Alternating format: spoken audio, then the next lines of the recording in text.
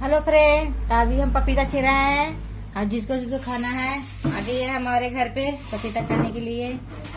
लाल लाल दम पपीता है, टेस्टी टेस्टी दम रसेदार पपीता है और पेड़ के तोड़ा हुआ पपीता है दम। ये देखिए, कोई कार्बेट से पकाता है, हम लोग ऐसे ही पकाए इसको।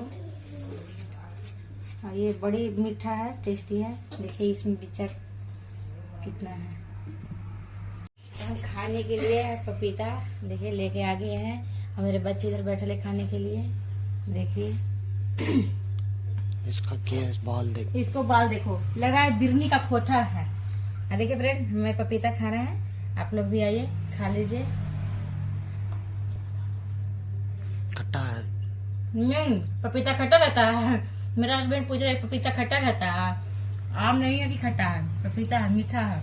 हाँ बेटा, देखिए कई वो सब कोई उठा लिया, मेरा हस्बैंड भी नहीं है।